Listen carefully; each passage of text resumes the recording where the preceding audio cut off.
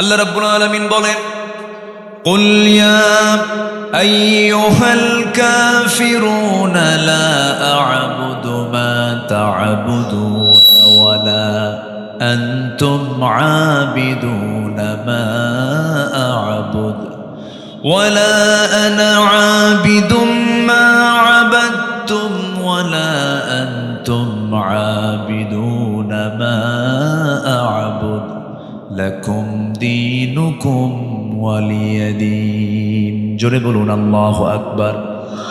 সূরাটা নাজিল হয়েছে কোথায় বলেন? মক্কায়। বলেন বলেন, কোথায় কোথায় কোথায়? মক্কায়। মক্কায় সূরাগুলোর মেজাজ একরকম, মদিনায় নাজিল হওয়া সূরাগুলোর মেজাজ আরেক রকম। মদিনায় আল্লাহ পাক এক মেজাজে আয়াতগুলো নাজিল করেছেন, সূরাগুলো নাজিল করেছেন। মক্কার যে সূরাগুলো আল্লাহ রাব্বুল আলামিন ম্যাক্সিমাম সূরাগুলো সংক্ষিপ্ত করে দিয়েছেন, কিন্তু সংক্ষিপ্ত হলে হবে কি, ছোট্ট একটা আয়াতের মধ্যে বিশাল ব্যাখ্যা আল্লাহ পাক জমা করে দিয়েছেন। এই সূরার মধ্যে ইবাদত শব্দটা এসেছে, দিন শব্দটা এসেছে। ইবাদত শব্দটা এবং দিন শব্দটা খুব একটা মৌলিক শব্দ। আল্লাহ রাব্বুল আলামিন এই দুনিয়াতে আমার পরিচয় তিনি দিয়েছেন, আমি একজন আল্লাহর গোলাম, আমি দাস, আমি হলাম গোলাম, আমার আল্লাহ হলেন রব। আমি হলাম আল্লাহর দাস, আমার রব হচ্ছেন আমার প্রভু, আমার মালিক। সেই মালিক রাসূলকে জানায়া দিচ্ছেন, কি জানায়া দিচ্ছেন? কুল ইয়া আইয়ুহাল কাফিরুন, হে রাসূল আপনি বলে দেন কাফের সম্প্রদায় শোনো। তাহলে রাসূল এই কথা বলছেন কাদেরকে বলেন তো? বলেন কাদেরকে বলেন? কাফেরদেরকে। কি বলছেন? লা আ'বুদু মা তা'বুদুন ওয়া লা আনতুম আবিদুনা মা আ'বুদ। আমি যারা গোলামি করি তোমরা তারা গোলামি করো না, আবার তোমরা যারা গোলামি করো আমি তারা গোলামি করি না। অতএব তোমাদের কাছে সুস্পষ্ট মেসেজ হলো, তোমার দিন তোমার কাছে, আমার দিন আমার কাছে, তোমার বিধান তোমার কাছে, আমার বিধান আমার কাছে। সুস্পষ্ট মেসেজ যখন চলে গেছে মক্কার কুরাইশ নেতাদের কাছে, আবু জেহেলের প্রস্তাবনা প্রত্যাখ্যান হয়ে গেল। আবু জেহেল বলেছিল, মুহাম্মদ ঘুম থেকে উঠি তুমি আমাকে দেখো, আবার আমিও ঘুম থেকে উঠি তোমাকে দেখি, একই বংশের মানুষ, আত্মীয় স্বজন আমরা, ঘরের সঙ্গে ঘর লাগানো। অযথা গণ্ডগোল করার দরকার নাই, কোনো ঝামেলা করার দরকার নাই। তোমাকে আমরা ভালোবাসি, পছন্দ করি, তোমাকে আমরা সৎ মনে করি, আমানতদার মনে করি, আল আমিন বলি, আর সাদেক বলি। অতএব খামাখা নতুন ধর্মের পেঁচ লাগায় কি দরকার? তুমি যেহেতু চাচ্ছ নতুন ধর্ম, ঠিক আছে ভালো কথা, তোমারটাও থাকুক আমারটাও থাকুক। তোমারটা থাকবে 6 মাস, আমাদেরটা থাকবে 6 মাস। লাত মানত যাগুলো যা এই যে কাবা শরীফের ভিতরে আমরা সাজায় রেখেছি, এটাতে তুমি বৈধতা দিয়ে দাও, আমরা তোমার রবের বৈধতা দিয়ে দেব। দেখেন প্রস্তাবের সাইজ দেখছেন? এই প্রস্তাব যখন দিয়ে ফেলেছে, সঙ্গে সঙ্গে আল্লাহ রাব্বুল আলামিন রাসূলকে জানায় দিচ্ছেন, হে রাসূল আপনি বলে দেন কাফেরদেরকে লক্ষ্য করে, তোমরা যারা গোলামি করো আমি তারা গোলামি করি না। তোমার দিনটা নিয়ে তুমি থাকো, আমার দিন নিয়ে আমি থাকি। অন্য ধর্মের কোনো মন্দিরে আপনি পাহারা দিবেন সমস্যা নাই, প্যাগোডা পাহারা দিবেন সমস্যা নাই, আপনারা দেশের নাগরিক, তারা ধর্মের স্বাধীনতা তারা পাবে। কিন্তু অন্য ধর্মের কোনো মূর্তি নিয়ে, কোনো দেবতা নিয়ে প্রশংসার দরকার নাই, আবার দুর্নাম করার দরকার নাই, গালিও দেওয়ার দরকার নাই। লা তাসুব্বুল আসনাম, মূর্তিগুলোকে গালি দিও না। তোমরা তাদের মূর্তিকে গালি দেবে, তারা তোমাদের প্রভু আল্লাহকে গালি দেবে। অতএব গালি দিতে যেও না, আবার প্রশংসাও করতে যেও না, প্রশংসা করলে তো ঈমান হারা হয়ে যাবে। অতএব তোমার দিন তোমার কাছে, আমার দিন আমার কাছে। সুবহানাল্লাহ। আমার দেশে আবার কিছু ভোট পাওয়ার জন্য খুব প্রশংসা করে, আছে না? এরকম আছে, নারিকেলের নাড়ু খায়। যেটা অন্যায়, অন্যায়কে অন্যায় বলবো, অন্যায়কে অন্যায় বলবো, যেটা রং সেটা রং। মা দুর্গা যা করে করুক, মা সরস্বতী যা করে করুক, মা ভগবতী যা করে করুক, আমাদের দায়িত্ব হচ্ছে সকল ধর্মের স্বাধীনতা নিশ্চিত। ইবাদত করব কার? আসতে বলবেন, ইবাদত করব কার? গোলামি কার হবে? আল্লাহর গোলামি হবে। এক জায়গায় না সব জায়গায়? এক জায়গায় না সব জায়গায়? ইবাদত মানে হচ্ছে বান্দার ইচ্ছায় কোনো কাজ হবে না। বান্দা কাজ করবে কার ইচ্ছায়, কার আইনে, কার সিদ্ধান্তে? আল্লাহর সিদ্ধান্তে বান্দা কাজ করবে। এবং ইসলামকে মর্জি মতো খাটো করা, লম্বা করার সুযোগও আল্লাহ পাক বান্দাকে দেন নাই। ইসলামটা কারো না, ইসলামটা কার? আল্লাহ। এটাকে মর্জি মতো ইফরাত তাফরিদ করার সুযোগও নাই। আমি আপনি আমার মতো করে ইসলাম আমি মানতে পারবো না। আমি এমন করে বলতে পারবো না যে আমরা শরিয়া আইনে বিশ্বাসী নই, আমরা শরিয়াকে মানি না, শরিয়াকে ফলো করি না। এই জাতীয় কথা বলা মানে তার ঈমান ছিনতাই হয়ে যাওয়া, ঠিক কিনা? ঈমান ছিনতাই হয়ে যাওয়া, এটা করা যাবে না। আমাকে মুমিনদের কাতারে আসতে হবে, আমাকে মুসলিমের কাতারে আসতে হবে, সারেন্ডার করতে হবে কার কাছে? আসতে বলবেন না, কার কাছে? আল্লাহর কাছে। তাহলে এখানে এই 6টা আয়াতের মধ্যে বারবার আব্দুল শব্দটা আসছে, বারবার। আবাদা ইয়াবুদু, আবিদুন, আইন বা দাল মূল মাদ্দা, এই শব্দটা বারবার আসছে। দেখেন, আবুদু, তাবুদু, আবিদুন, এই শব্দগুলো বারবার ঘুরে ঘুরে আসছে, অর্থাৎ ইবাদত। আমার দায়িত্ব হচ্ছে আল্লাহর দাসত্বকে মেনে নেওয়া, সম্পূর্ণভাবে মেনে নেওয়া। আর আমার আল্লাহর দায়িত্ব হচ্ছে বান্দার দাসত্বকে কবুল করে নিয়ে জান্নাত বুঝে দেওয়া। যেরকম সুবহানাল্লাহ। আমার আল্লাহর দায়িত্ব হচ্ছে বান্দার দাসত্বকে কবুল করে নিয়ে দাসত্বের মতো দাসত্ব করে ইবাদত করলে পরে আল্লাহর দায়িত্ব হচ্ছে সেই বান্দাকে জান্নাত কি বুঝে দেওয়া। আল্লাহ রাব্বুল আলামিন বলেন, ইয়া আইয়াতুহান নাফসুল মুতমাইন্নাতু ইরজিই ইলা রাব্বিকি রাদিয়াতাম মারদিয়াহ ফাদখুলি ফি ইবাদি ওয়াদখুলি জান্নাতি। জোরে বলুন আল্লাহু আকবার। আমার গোলাম হয়ে যাও, ফাদখুলি ফি ইবাদি, আমার গোলাম হয়ে যাও, আমার জান্নাতে প্রবেশ করো। তোমাকে আজকে কেউ বাধা দেবে না। শর্ত হলো তোমার পরিপূর্ণ গোলাম হতে হবে। একমাত্র কার গোলামি করতে হবে? বলেন, কার গোলামি? আল্লাহর গোলামি। আমার ভাইয়েরা, আর সর্বশেষ আয়াত আল্লাহ রাব্বুল আলামিন ক্লিয়ার করে দিলেন, দিনের ক্ষেত্রে কোনো ভাগ বসান যাবে না। ওর দিন কিছু মানবো, আমার দিন কিছু মানবো, তা হবে না। একটা মুসলমান ডাবল স্ট্যান্ডার্ড কখনো হতে পারে না। আমার দেশে বিগত 16 বছরে এক পার্লামেন্টেরিয়ান ছিলেন, ঠাকুরগা তার বাড়ি। একদিন সংসদে দাঁড়ায় বলতেছে, মাননীয় স্পিকার, আমার ছেলে বিয়ে করেছে ভারতের কলকাতায় গাঙ্গুলি পরিবারে। বউটা আমার হিন্দু, বউমা আমার হিন্দু, আমার ছেলে হলো মুসলমান। আমার ছেলে বউ যখন ঢাকায় থাকে তখন সে 5 ওয়াক্ত নামাজ পড়ে, আবার যখন সে কলকাতায় থাকে তখন সে পূজাও করে। এটাই তো ধর্মের স্বাধীনতা। শয়তান কয়, আমি আর কত শয়তান, তুই আমার চেয়ে বড় শয়তান। তাহলে একজন ব্যক্তি ঢাকায় থাকলে সে নামাজ পড়বে, আর কলকাতায় গেলে কি করবে? পূজা করবে। আর এটার আবার ব্যাখ্যা জায়েজ করতে নিয়ে এই আয়াতটা সাবেক প্রধানমন্ত্রী বলেছিলেন, লাকুম দীনুকুম ওয়ালিয়া দিন। বুখারী শরীফের 40 পারায় আসছে। কি কথা কি বুঝতেছেন? আয়াত ঠিকই কইছে, কিন্তু কোরআন শরীফ না হাদিস শরীফ কইছে? হাদিস বানায় ফেলছে। কিন্তু এটা কি হাদিস শরীফ না কোরআন শরীফ? কোরআন মাজিদ, কোরআনে কারীম। আল্লাহ রাব্বুল আলামিন এই মেসেজ দিয়েছেন, তোমার দিন তোমার কাছে, আমার দিন আমার কাছে।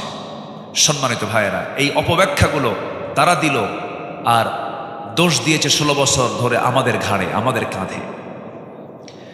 ধর্মীয় অনুভূতিতে তারা বহু আঘাত করেছে, কিন্তু মামলা খেয়েছেন আল্লামা সাঈদ রাহিমাহুল্লাহ। এটি কোনো কথা? এই মমতাজ পার্লামেন্টারিয়ান, আমি পরশুদিন মানিকগঞ্জে মাহফিল ছিল, হরিরামপুরে ওর এলাকায় মাহফিল ছিল। কোনো মাহফিল হতে দেয়নি। ওই মাহফিলটা 7 বছর বন্ধ ছিল। এবছর মাহফিলটা করে আসলাম। মমতাজ গান গাইতো, সংসদেও গান গাইতো, শোনেন না আপনারা? সংসদে গান গাইতো, আর প্রাইম মিনিস্টার সাবেক হাতের থাবা মারতেন, তালি মারতেন পার্লামেন্টে। নারী তো প্রশংসায় পঞ্চমুখ হয়ে যায়, মেয়েদেরকে যত প্রশংসা করবেন ও ফুলতে ফুলতে পটকা মাছের মতো হয়ে যায়। আমি তো তাই আসলে, কিন্তু পুরুষকে আপনি যত বেশি প্রশংসা করবেন ও তত মনে মনে ভাববে তোর মতলব কি, এত প্রশংসা করিস কেন। এই হচ্ছে নারী এবং পুরুষের মধ্যে তফাৎ। অতএব যারা পাম দিলে ফুলে যায় তাদের নেতৃত্ব আমরা দেখতে চাই না। সারা পৃথিবীর শুরু থেকে নিয়ে আজ পর্যন্ত যে জাতি নেতৃত্ব দিয়েছে তাদের হাতেই নেতৃত্ব তুলে দিতে হবে মুসলমান। সব দেখা শেষ করেছি। বহুদিন আমরা নারীর শাসন দেখেছি, দেখি নাই? আমরা দেখেছি। আমরা কেউ 8 বছর, কেউ 16 বছর, কেউ 25 বছর, সব দেখা শেষ। আইয়ুবের শাসন, মুজিবের ভাষণ, জিয়াউর রহমানের খাল কাটা, আর আমাদের চাচা এরশাদের তো তাল বেতাল, মাঝখান দিয়ে শুধু হরতাল আর হরতাল। সব দেখা শেষ। আগামীর দেশ আমরা দেখতে চাই কোরআনের বাংলাদেশ। করার নাই। বহু মামলা, বহু হামলার শিকার হয়েছে আমরা। একটু তো কথা বলতেই হবে, একটু কথা বলার দরকার আছে না নাই? নাটোরে মাহফিল ছিল 2018 সালে। নাটোর মাহফিল শেষ করে বাড়ি ফিরলাম। ফজরের একটু আগ দিয়ে পুলিশ চতুর্দিকে ঘেরাও দিয়ে আমাকে ধরে নিয়ে চলে গেল।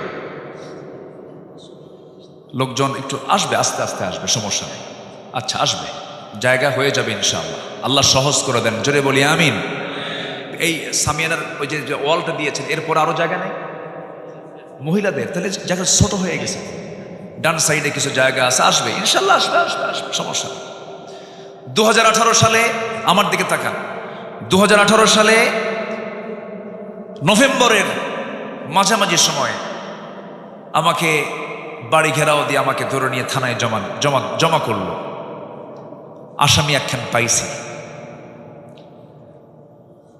ওসি মহোদয় আমার দিকে তাকায়া, একবার তাকায়া লজ্জার আমার দিকে তাকাচ্ছে না, মাথা নিচু করে আছে। তো বললাম, ভাই ধরে আনলেন কেন? হুজুর বদ্দুয়া দিয়েন না, মাফ চাই। বললাম যে মাফ চান তো ধরছেন কেন? হুজুর কি করবেন, সামনে নির্বাচন, একটু কয়েকদিন থেকে আসেন, নির্বাচন হয়ে গেলে আপনি আবার বের হয়ে আসবেন। কি সস্তা কথা। তো বললাম তাই, তো এখন কি করবেন? হুজুর বদ্দুয়া দিয়েন না হুজুর, বাল বাচ্চা আছে, চাকরি বাঁচান তো ফরজ। আমি বললাম ইমান বাঁচান তো নফল। চালান দিয়ে দিল। কোর্টের জজ আমার দিকে তাকায় জিব্বাই কামড় মেরে বলে, এই হুজুরে ধরে আনছিল কে? ধারার দিকে তাকায় দেখে এই ধারায় জামিন দিলে আমার চাকরি ক্যান্সেল। মানে আমরা এমন দাগি আসামি যে জামিনই হবে না। দেশে এমন 12টা বাজাইছি আমরা। জামিন অযোগ্য মামলার ধারা দিয়া জেল হাজতে পাঠায় দিল। ভাবলাম যে জীবনে এই সুন্নত তো আদায় নাও হতে পারে, এই চান্সে ওইটা আদায় করে দিল। ঢুকলাম, মন খারাপ করিনি। ভিতরে ঢুকলাম, ভিতরে ঢোকা মাত্র দেখে এক বুড়ো চাচা আমার দিকে তাকায় আছে। সালাম দিয়ে বলে, হুজুর আপনি জেলখানায় ঢুকছেন? খুব খুশি হলাম। তো বললাম যে আপনি খুশি হলেন কেন? কে বাবাজি মাহফিলে যাই, সামনে বসি, এত চেষ্টা করছে আপনার সঙ্গে একটাবার মুসাফা করব, চান্সই মিলেই নাই। হুজুর কি সুন্দর আল্লাহ মিলাই দিল। হুজুর দোয়া করি আপনি জেলখানায় থাকেন।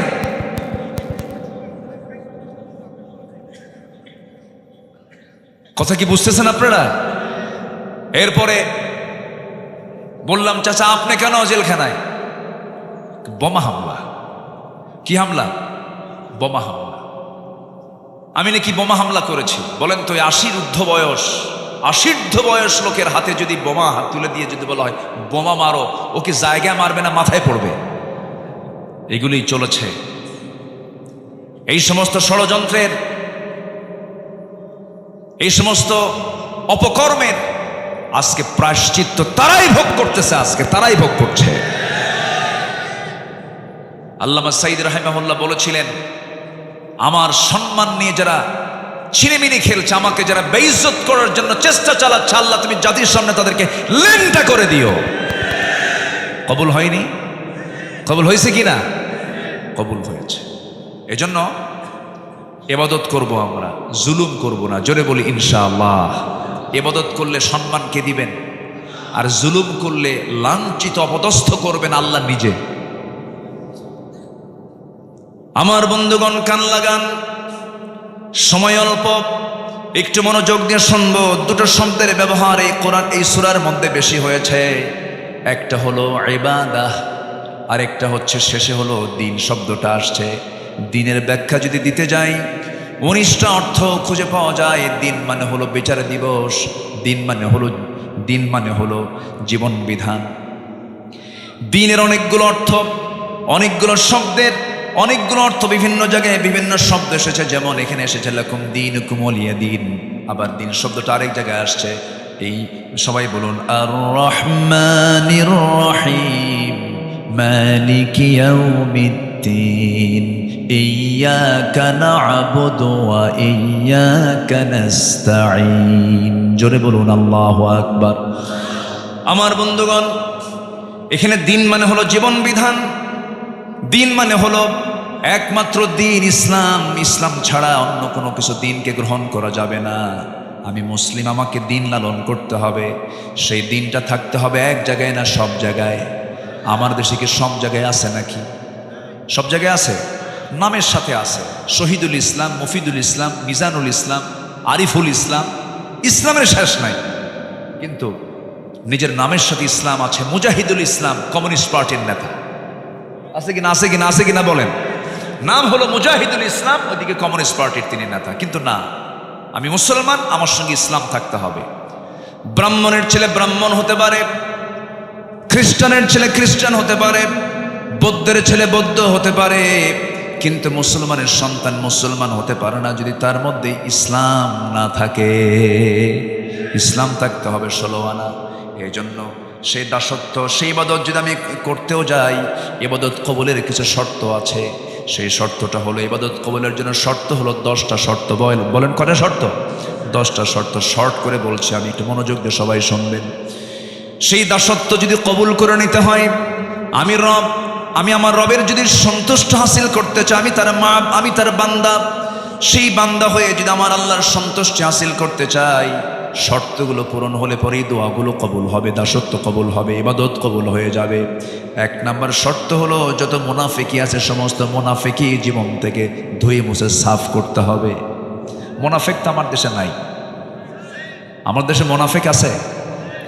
মুনাফিক আছে আমার দেশে? আচ্ছা, মুনাফিক আছে কিনা একটু সবাইকে বলে ফেলি। বলুন তো। আমার নবীজি বলেছেন আয়াতুল মুনাফিক 3। মুনাফিকের আলামত হলো 3টা। যখন সে কথা বলে মিথ্যা বলে, এরপরে যখন সে ওয়াদা করে, ওয়াইদা ওয়াদা আখলাফ, যখন সে ওয়াদা করে ওয়াদা ভঙ্গ করে, ওয়াইদা তুমিনা খান, আমানতের খেয়ানত করে, যখন সে কারোর সঙ্গে তর্ক বিতর্কে লিপ্ত হয়, তখন সে বাজে কথা, মুখ খারাপ করে ফাহিশা ভাষায় কথা বলে। আমার বন্ধুগণ, মিথ্যা কথা বলার মতো মানুষ তো বাংলাদেশে খুঁজে পাওয়া যাবে না। আছে? মিথ্যা কথা বলার লোক আছে? তাহলে এখন বলুন তো, আমার দেশে মুনাফিক আছে না নাই? আরেকটা জরিপের কথা বলবো, কান লাগাবেন, মনোযোগ দিয়ে শুনবেন। আচ্ছা বলুন তো, কোন ওয়াক্তে বাড়িতে মানুষ বেশি থাকে? কোন ওয়াক্তে? বলেন, নামাজের কোন ওয়াক্তে বাড়িতে মানুষ বেশি থাকে? বলেন কোন সময়? আমার রাসূল বলেছেন, মুনাফিক চেনার চিহ্ন হলো ফজর যাবে না, ফজরের কোনো খবর থাকবে না। মুনাফিক জোহর পড়তে পারে, মুনাফিক আসর পড়তে পারে, মুনাফিক মাগরিব পড়তে পারে, মুনাফিক বড় জোরে এশা পড়তে পারে, কিন্তু মুনাফিক কখনো ফজর নামাজ পড়তে পারে না। বলুন তো, আমার দেশের সবচেয়ে কম মুসল্লি কোন ওয়াক্তে? আর সবচেয়ে বেশি অবস্থান করে মানুষ বাড়িতে কোন ওয়াক্তে? আমার দেশে মানুষ বেশি না মুনাফিক বেশি? ধরা খাইছেন কি? ধরা খাইছি আমরা। এত ওয়াজ হয়, ফজরে মুসল্লি নাই। আচ্ছা বলুন তো, ফজরের সালাতের গুরুত্ব বেশি না জুমার সালাতের গুরুত্ব বেশি? জুমার গুরুত্ব নাই।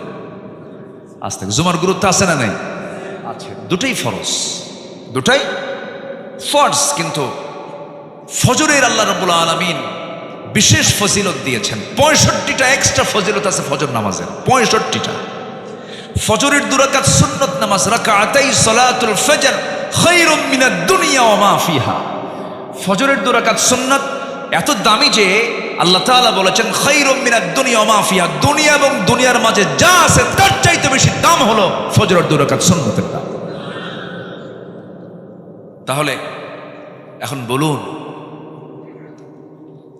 ফজরের মুসল্লি মাঝে মাঝে 3 জন খুঁজে পাওয়া যায়। কয়জন? 3 জন। কে কে? ইমাম, মুয়াজ্জিন আর খাদেম। যদি 3টার চাকরি না থাকতো 3টাও থাকতো। এই হলো ফজরের চিত্র আমাদের। অথচ আমার নবীজি বলেছেন, যে বাড়িতে প্রাপ্তবয়স্ক মুসলমান পুরুষ আছে অথচ মসজিদে আসে না, আমি নবী, আমি রাসূল, আমার মনে হয় আমি সেই বাড়িতে গিয়ে নিজেই আগুন ধরায় দেই, আগুন লাগায় দেই। আমি ওই বাড়িতে আগুন ধরায় দিতাম, লাগায় দিতাম, যদি ওই বাড়িতে নারী এবং শিশু না থাকতো। নাউযুবিল্লাহ। কত ভয়ঙ্কর হাদিস, কত শক্ত হাদিস। আমার নবীজি কত রাগ করলে পরে এই জাতীয় কথা বলেছেন। আমার বন্ধুগণ, তাহলে আপনি যদি আপনার গ্রামকে আদর্শ গ্রাম বানাতে চান, সবচেয়ে বেশি মুসল্লি মসজিদে হতে হবে কোন ওয়াক্তে বলেন? এত আস্তে কোন কেন ভাই? একটু জোরে বলেন, কোন ওয়াক্তে? কোন ওয়াক্তে? গ্রাম কি ঠিক আছে? নিজের গ্রাম কি ঠিক আছে? ঠিক নাই। মাতব্বর মাতব্বর আছে। মাতব্বর বিড়ি খায় আর মাতব্বরি করে, বিড়ি খায় আর মাতব্বরি করে। নামাজের কথা বলে না। মাতব্বর সাহেব 40-50 বছর মাতব্বরি করলেন, কিন্তু গ্রামের মানুষকে নামাজের জন্য একটু ডাকলেন না, ফজরের জন্য একটু বলবেন না, বললেন না। আপনি নিজেই তো নামাজ পড়েন না, বলবেন কি আর? মাতব্বরি তারই মানায় যে নামাজি হয়।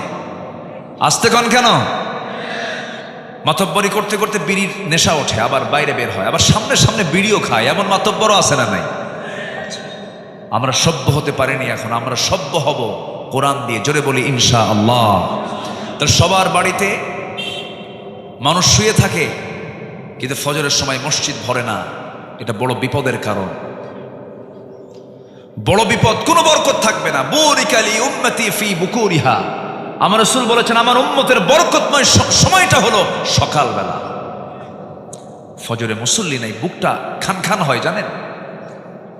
আমি আল্লাহর কসম করে বলে যাচ্ছি, এই গ্রাম, যে গ্রামে মাহফিল হচ্ছে বৈলসিংহ, এই গ্রামের মসজিদ যেদিন গ্রামের সকল মানুষের আন্তরিকতায়, সকলের ঐক্যবদ্ধ প্রচেষ্টায় যেদিন দেখবেন ফজরের মুসল্লি জুমার চাইতে বেশি হয়েছে, আল্লাহর কসম করে বলে যাচ্ছি, এই গ্রামে কোনো মাদক, জেনা, ব্যভিচার, বেপরদার কোনো পরিবেশ থাকবে না, থাকবে না, থাকবে না, থাকবে না। গ্রামকে পরিবর্তন করে দেবে কি অন্য গ্রামের লোক এসে? আমাকে আপনাকে পরিবর্তন করতে হবে। যুবকরা কমিটি করে ফেলো। মাহফিল কমিটি যেমন করলে একতা যুব সমাজ, তোমরা আজকে নতুন করে একটা কমিটি করবে আগামীকাল থেকে, ফজর নামাজ বাস্তবায়ন কমিটি এই গ্রামের। আসতে কন কেন? আসতে কন কেন? এমন প্রস্তাব দিয়ে গেলাম। আমাদের আলোচনা হওয়া উচিত বাস্তবমুখী। সমাজের যে রোগগুলো আছে সেই রোগগুলো ধরে ধরে প্রত্যেকটা গ্রামে যদি ফজর নামাজ বাস্তবায়ন কমিটি হয়, গ্রামের কোন ছেলের পকেটে থাকবে না, সব আল্লাহওয়ালা হয়ে যাবে, ভালো হয়ে যাবে। আল্লাহ রেজাল্ট দিচ্ছেন, ইন্নাস সালাতা তানহা আনিল ফাহশাই ওয়াল মুনকার ওয়া লাযিকরুল্লাহি আকবার আল্লাহু ইয়ালামু মা তাসনাউন। আল্লাহু আকবার বলেন। তাহলে মুনাফিকি দূর করার জন্য কোন নামাজ দরকার বলেন?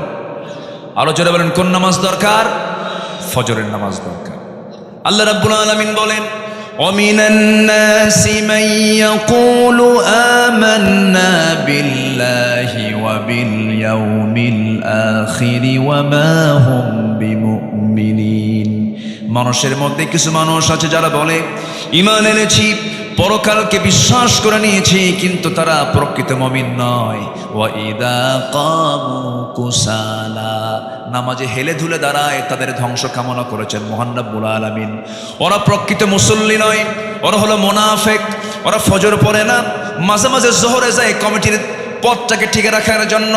ফাওয়াইলুল লিল মুসাল্লিনা আল্লাযীনা হুম আন সালাতিহিম সাহুন আল্লাযীনা হুম ইউরাউনা ওয়া ইয়ামনাউনাল মাউন। জোরে বলুন আল্লাহু আকবার।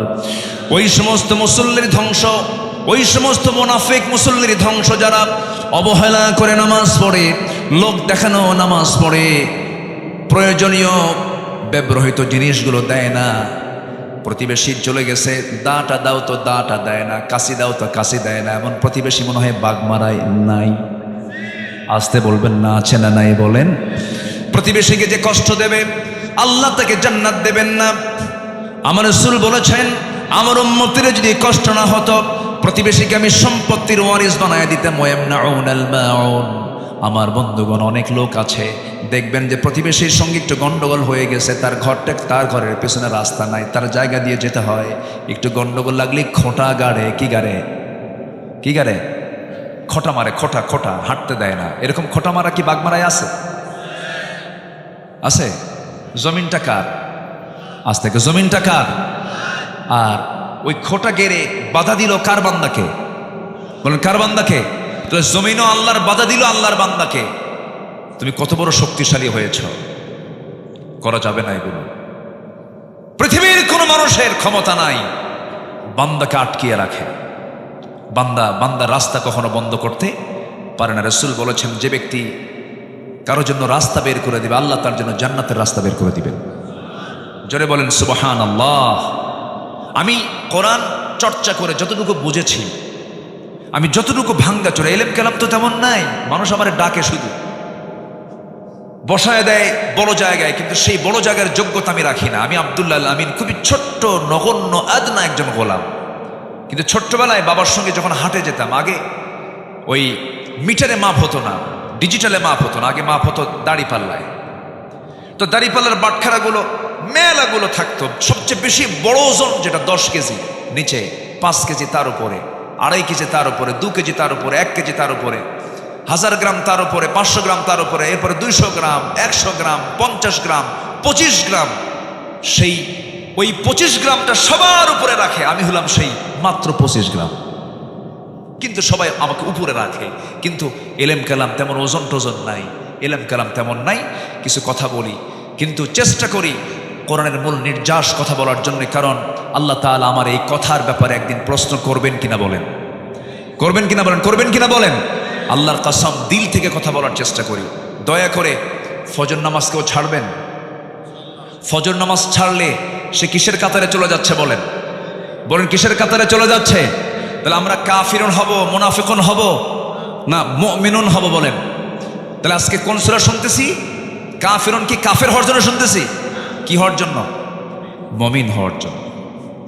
আমার বন্ধুগণ, একটু মনোযোগ দিয়ে কথাগুলো শুনুন। আমি কেন আল্লাহর গোলামি করব না? আল্লাহ আমাকে কোনো কিছু দিতে তো কৃপণতা করেন নাই। যা দরকার তাই দিয়েছেন। চোখের জায়গায় চোখ দিয়েছেন, কানের জায়গায় কান দিয়েছেন, নাকের জায়গায় নাক দিয়েছেন, হাড়ের জায়গায় হাড় দিয়েছেন, হাতের জায়গায় হাত দিয়েছেন, পায়ের জায়গায় পা দিয়েছেন। মাথার চুল থেকে শুরু করে নিয়ে আপার গোড়ালি পর্যন্ত একটু তাকায় দেখেন তো, আমার আল্লাহ আমাকে আপনাকে দিতে কি কোথাও তিনি কিছু বাদ রেখেছেন? রাখছেন? কিছু বাদ রাখছেন? তা আমি বাদ রাখি কেন? ফজর নামাজ কেন বাদ দেই? আমাকে বাদ রাখা যাবে না। এই চোখ, এই নাক এবং এই গলা এবং এই কান, পদ্মা, মেঘনা, যমুনা যত বড় তার চাইতে বড় বানায় দিয়েছেন। যেরকম সুবহানাল্লাহ। এই চোখের মধ্যে আল্লাহ পাক কত কি দিয়েছেন। প্রতি মিনিটে মানুষ গড়ে 15 থেকে 20 বার পলক ফেলে। কাছে চলে যাচ্ছে, তখন ফটোরিসেপ্টর সেটাকে প্রসেসিং করে আপনার অপটিক নার্ভে পৌঁছে দিচ্ছে। সেখান থেকে ইলেকট্রিক ইম্প্যালেন্সের মাধ্যমে সেটা আমাদের ব্রেইনের অক্সিপিটাল ল্যাবে চলে যাচ্ছে। ফলে আমরা দেখতে পাচ্ছি। এই অপটিক নার্ভের কথা শুনলাম আমরা, শুধুমাত্র এখানেই 7 থেকে 70 লক্ষ তারের মতো ফাইবার চোখের পিছনে আল্লাহ পাক রেখে দিয়েছেন। যেরকম সুবহানাল্লাহ। কে দিয়েছেন? আল্লাহ বলছেন, আলাম নাজআল লাহু আইনাইন ওয়া লিসানান ওয়া শাফাতাইন। আল্লাহু আকবার বলেন। কান দিয়েছেন কে? কানের মধ্যে ময়লা থাকে না? এই ময়লাকে কি বলে? খোল। গরু খায়। এই খোল সে খোল না, এটা ময়লা। ইয়ারক্স, এই ময়লাটা কাজের ময়লা, এটা অকাজের ময়লা না। যখন কোনো বিয়ারিং যদি জাম লেগে যায়, কোনো চাকার বিয়ারিং জাম লেগে যায়, তখন মিস্ত্রিরা কি করে? গিরিজ দেয়। কি দেয় বলেন তো? গিরিজ অথবা কোনো মোবিল দিয়ে এটাকে প্রসেসিং করে জংটাকে দূর করার জন্য চেষ্টা চালায়। ঠিক তেমনি আমার কানের ভিতরে আল্লাহ পাক যে ময়লাগুলো দিয়েছেন, এটা হচ্ছে আমার কানের গিরিজ। এটাকে ঠিক রেখেছেন। এটার স্বাদ কেমন? এটা কেমন? এটা কি মিষ্টি লাগে না কি লাগে? কি খান নাই? আজকে যা চেক করবে। কানের যে ময়লা, এটা হচ্ছে তিক্ত। আপনি ঘুমিয়ে পড়েছেন, নিস্তেজ নিথর দেহ পড়ে আছে, আল্লাহুম্মা বিসমিকা আমুতু ওয়াহইয়া, মরে গেছেন আপনি ঘুমের মধ্যে। কানের মধ্যে যদি কোনো আসুক, জি আলহামদুলিল্লাহ, কানের মধ্যে যদি কোনো কি বলে পিঁপড়া যদি ভুল করে চলে আসে, সেই সময় ওই সমস্ত কানের যে ময়লাটা তিক্ত, ওর মুখে যখন লেগে যায়, সঙ্গে সঙ্গে সে বলে যে আমি ভুল জায়গায় চলে আসছি, বের হয়ে চলে আসে। আর যদি মিষ্টি হতো, সব ময়লাগুলো, সব পিঁপড়াগুলো জমা হতো কোথায় গিয়ে? কানে গিয়ে জমা হতো। তাহলে এই কানকে সেভ করলেন কে? আসতে বলবেন না, কে সেভ করলেন? কে সেভ করলেন? আল্লাহ করলেন। আল্লাহ বলছেন, ইন্নাস সামআ ওয়াল বাসারা ওয়াল ফুআদ কুল্লু উলাইকা কানা আনহু মাসউলা। শ্রবণ শক্তি, দৃষ্টি শক্তি, অন্তর শক্তি আমি দিয়েছি, সব ব্যাপারে জিজ্ঞাসা করব আমি আল্লাহ রাব্বুল আলামিন একদিন। অতএব আমার এই কানকে অবশ্যই তার নিয়মেই চালাতে হবে। যিনি আমার কান দিয়েছেন তিনি কে? আল্লাহ তাআলা। আজকের মাহফিলের একজন মেহমান এসেছেন, জনাব আব্দুল বারী সাহেব, না? আলহামদুলিল্লাহ, জি বসুন। আল্লাহ তুমি তার হায়াতে বারাকা দান করো। জোরে বলি আল্লাহুম্মা আমিন। আরো জোরে আল্লাহুম্মা আমিন। আমার দিকে তাকান সম্মানিত ভাইয়েরা। তাহলে আমার দায়িত্ব হচ্ছে জীবনের সকল জায়গায় কার ইবাদত করা বলেন তো? আসতে বলেন, কার ইবাদত করা? আর সেই ইবাদত কবুলের জন্য 10টা শর্তের 1 নম্বর শর্ত হলো আমরা মুনাফিকি বাদ দেব। জোরে বলি ইনশাআল্লাহ। নাম্বার 2 হলো সকল ইবাদত কবুল হয়ে যাবে, নামাজে অলসতা ত্যাগ করতে হবে, অলসতা বর্জন করতে হবে। আল্লাহ রাব্বুল আলামিন বলছেন, বান্দারে আমার জান্নাত পেতে হলে অলসতা পরিহার করে তোমাকে কেমন নামাজ পড়তে হবে? ওয়াল্লাযীনা হুম আলা সালাওয়াতিহিম ইউহাফিযুন উলাইকা হুমুল ওয়ারিসুন আল্লাযীনা ইয়ারিসুনাল ফিরদাউসা হুম ফিহা খালিদুন। জোরে বলুন আল্লাহু আকবার। যারা নামাজের ব্যাপারে যত্নশীল হবে, নামাজের ব্যাপারে যারা অত্যন্ত যত্ন করে যারা নামাজটা পড়বে, ফজর আজান যখন হয় তার একটু আগ দিয়ে, যে সময় ফজর ওয়াক্ত হয় না, এই টাইমটা খুব গুরুত্বপূর্ণ টাইম। আল্লাহ পাক এই সময় ফিস সামাইদ দুনিয়া, দুনিয়ার আকাশে চলে আসেন। আলা মিন মুস্তাগফিরিন ফাগফির লাহ, কোন ক্ষমা প্রার্থী আছে আমার কাছে ক্ষমা চাবে, মাফ করে দেব। ওই সময়, ঠিক ওই সময় এটা আবার শয়তানও চলে আসে বান্দার শিয়রে, এসে বলে আলাইকা লাইলুন তাওয়িল, আলাইকা লাইলুন তাওয়িল, তোমার জন্য রাত বড় লম্বা, ঘুমাও ঘুমাও। ওই মাথার চুলের মধ্যে সে তার নখ ঢুকায় দেয়, তার আঙ্গুল ঢুকায় দেয়, বলে ঘুমাও ঘুমাও। ওই সময় শয়তান 3টা গিট মেরে যায়।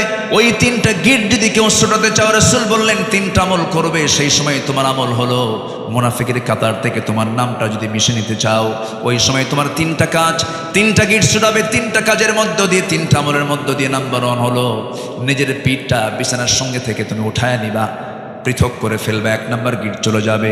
নাম্বার 2, নামাজের নিয়তে ওযু বানাবা, তোমার 2 নাম্বার গিট ছুটে চলে যাবে।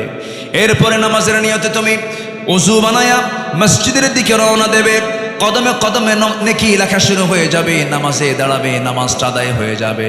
24 ঘন্টা শয়তান তোমার কাছে আসার সাহস পাবে না। জোরে কোন সুবহানাল্লাহ। আমার বন্ধুগণ, নামাজটার ব্যাপারে আমরা যত্নশীল হব। জোরে বলি ইনশাআল্লাহ। আরো জোরে বলি ইনশাআল্লাহ। নামাজের মধ্যে মজা পেতে হবে। 2জন সাহাবী আব্বাদ এবং আম্মার, নবীজি 2জনকে সীমানার প্রহরায় নিয়োগ দিয়েছেন। রাত 2টার দিকে, শেষ রাত্রির দিকে ঘুমিয়ে পড়েছেন। আম্মার ঘুমিয়ে পড়েছেন। আব্বাদ বলছেন, ভাই খামাখা দাঁড়ায় থেকে লাভ কি? উনি ঘুমিয়ে পড়েছেন, আমি নামাজে দাঁড়ায় যাই। নামাজে দাঁড়ায় গেলেন। তাহাজ্জুদ পড়ছিলেন, শত্রু তাকে টার্গেট করেছে, দূর থেকে তীর মেরেছে, নামাজরত অবস্থায় তার ডান পায়ে লেগেছে, নামাজ ছাড়েন না। ওই অবস্থায় তিনি রুকু করলেন, সেজদা দিলেন। দ্বিতীয় রাকাতে আবার দাঁড়ান, আরেকটা তীর মেরে দিয়েছে, বাম পায়ে লেগেছে, দুই পা রক্তাক্ত হলো। রক্তের ফিঙ্কেটায় গিয়ে ঘুমন্ত সাহাবী আম্মারের গায়ে লাগার সঙ্গে সঙ্গে ঘুম থেকে জাগা পেয়ে বলছেন, আব্বা কি করো, সত্য তোমাকে টার্গেট করে ফেলেছে। কোনো কথা বলছেন না, রুকু করলেন, সেজদা দিয়া সালাম ফিরে বলছেন, ভাই আমি তো অনেক আগেই টের পেয়েছি, কিন্তু আমি আমার সালাতের ভিতরে এত স্বাদ পাচ্ছিলাম, এত মজা পাচ্ছিলাম, আমার কাছে মনে হচ্ছিল দুইটা তীর আমার পায়ে লেগেছে, আরেকটা তীর যদি আমার বক্ষ ভেদ করে যদি আমার জীবনটাও চলে যেত, আমি আমার প্রাণের নামাজ, আমি আমার মহব্বতের নামাজ, আমি আমার আল্লাহর সঙ্গে কথা বলা বাদ দিতাম না। জোরে কোন সুবহানাল্লাহ। নামাজের মধ্যে মজা পাওয়ার দরকার আছে না নাই? ইবাদত কবুলের জন্য 10টা শর্ত। মুনাফিকি বাদ দেব, নামাজ অলসতা বাদ দিয়ে দেব। নাম্বার 3 হলো আল্লাহ রাসূলের সঙ্গে চরম অবাধ্যতা, সীমালঙ্ঘন যদি কেউ করে তার কোনো ইবাদত কবুল হবে না। ওয়া মাইয়াসিল্লাহা ওয়া রাসূলাহু ওয়া ইয়াতাআদ্দা হুদুদাহু ইউদখিলহু নারান খালিদান ফিহা ওয়া লাহু আযাবুম মুহিন। জোরে বলুন আল্লাহু আকবার। আল্লাহ এবং রাসূলের নাফরমানি করবে যারা, সীমালঙ্ঘন করবে যারা, আল্লাহ তাকে আগুনে প্রবেশ করাবেন, সে স্থায়ী হবে, তার জন্যই রয়েছে অপমানজনক আযাব। সূরা নিসা আয়াত নাম্বার 14। এই জন্য অবাধ্যতা হওয়া যাবে না, অবাধ্য হব না। আমরা সবাই একমাত্র বাধ্য হব যার, তিনি আমার কে। আসতে বলবেন না, তিনি আমার কে, বলেন আল্লাহ। কি বাধ্যগত সাহাবী ছিলেন, ইমানটাকে লালন করেছেন।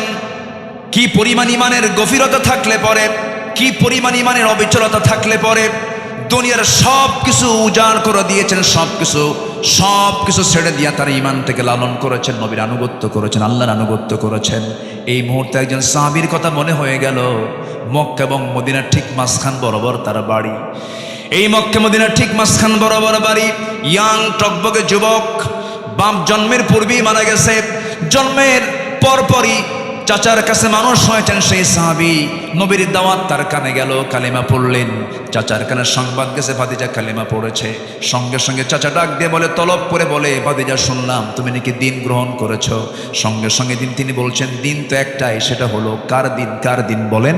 আল্লাহর দিন। চাচা আমিও কালেমা পড়েছি, আপনিও কালেমা পড়েন। সঙ্গে সঙ্গে চাচা বলছে, তুমি কি জানো এটার ফলাফল কি হতে পারে? কি হবে চাচা বলেন? সব সম্পত্তি জোর করে তোর কাছ থেকে নিয়ে নেব, তোকে এত ভালোবাসলাম, তুই এত বড় ক্ষতি করে ফেললি, আমার ধর্ম, আমার বাপ দাদা সব শেষ করে ফেললে, তোকে শেষ করে ফেলবো আমি।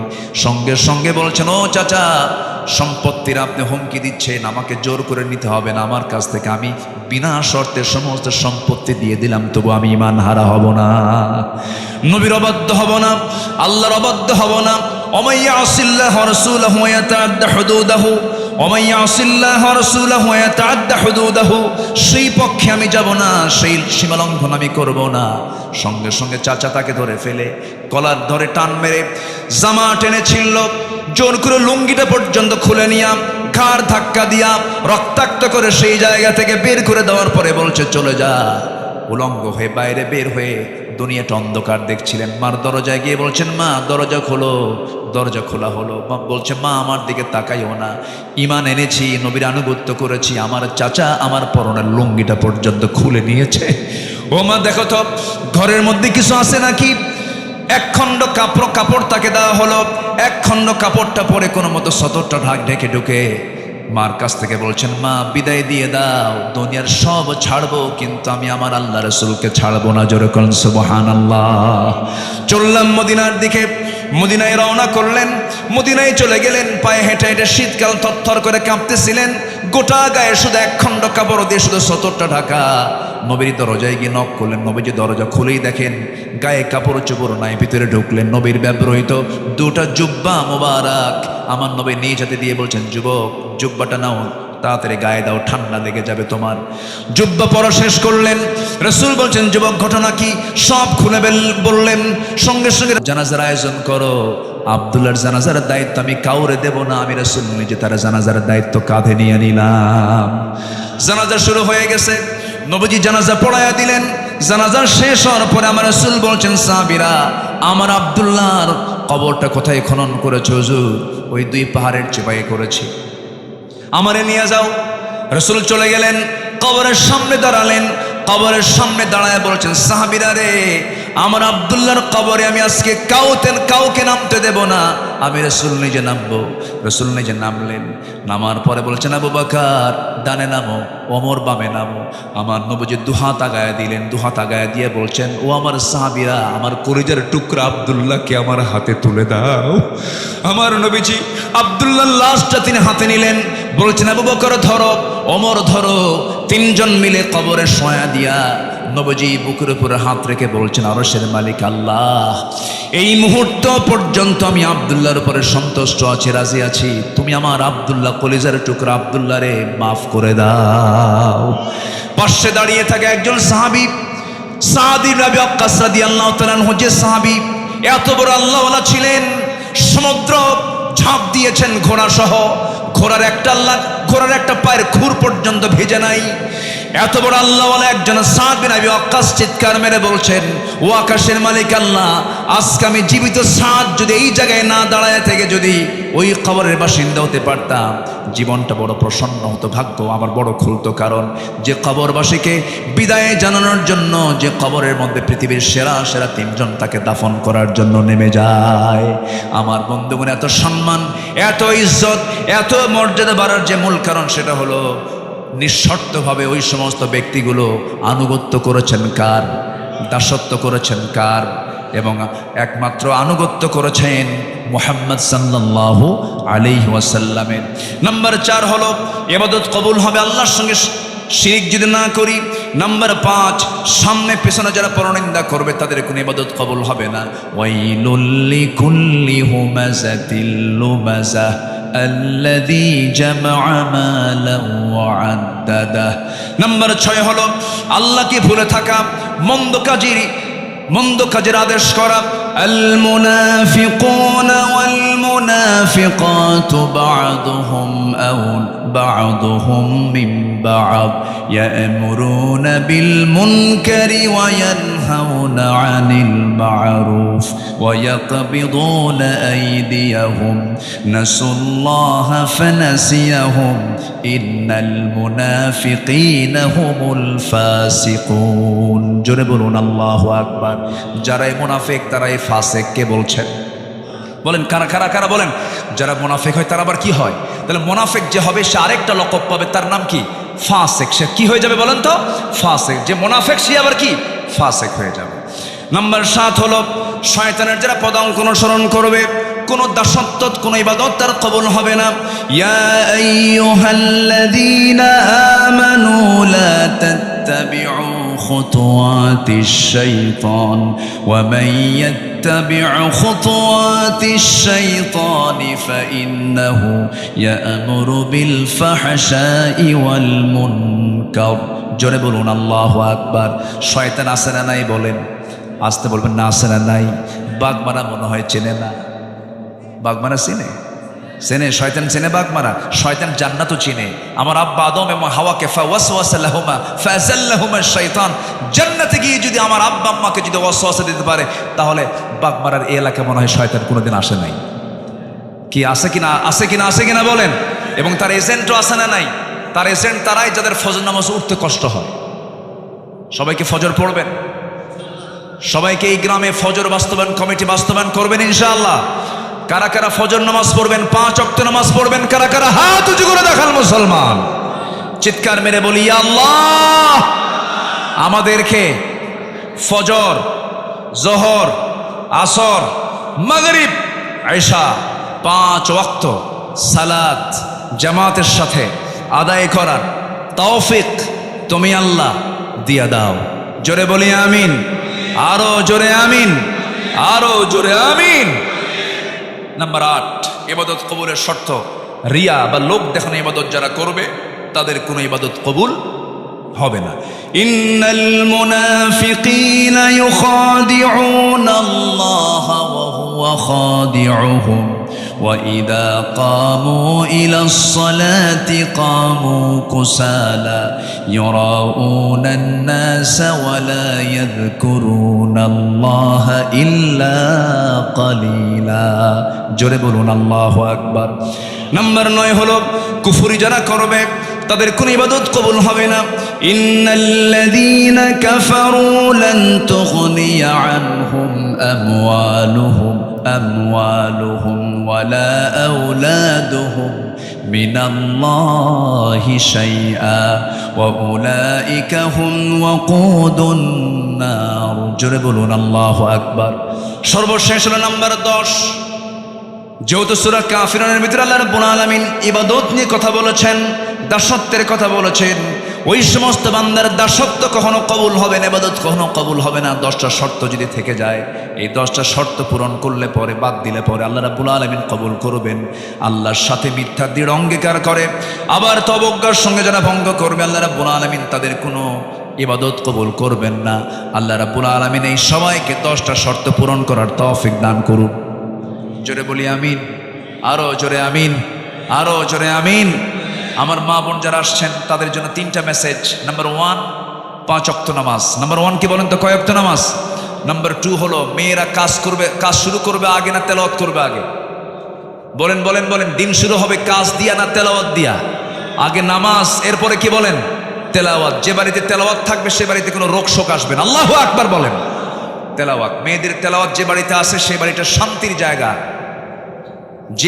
যে মহিলার তেলাওয়াত দিয়ে বাড়ি শুরু হয়, যে স্ত্রীর তেলাওয়াত দিয়ে বাড়ির কাজ শুরু হয়, ওই বাড়িতে কখনো শয়তান ওয়াসওয়াসা দিতে পারে না। আল্লাহ কবুল করুন, আমল করার তৌফিক দান করুন। জোরে বলি আমিন। নাম্বার 3 হলো পর্দায় থাকা। পর্দাটা কমপ্লিট হতে হবে। পর্দা মূলত হচ্ছে নিজের আত্মীয় স্বজনদের সঙ্গে পর্দা করা। দূরের লোক তো অত ক্ষতি করতে পারে না, আত্মীয় স্বজন যেরকম দুলা ভাই, মামাতো ভাই, খালাতো ভাই, চাচাতো ভাই, দেবর, ভাসুর, এই জায়গায় পর্দার গুরুত্ব সবচেয়ে কম না সবচেয়ে বেশি? বেশি। আল্লাহ রাব্বুল আলামিন এলাকার মা বোনদেরকে এমন সুন্দর পর্দা করার তৌফিক আল্লাহ পাক দান করুন।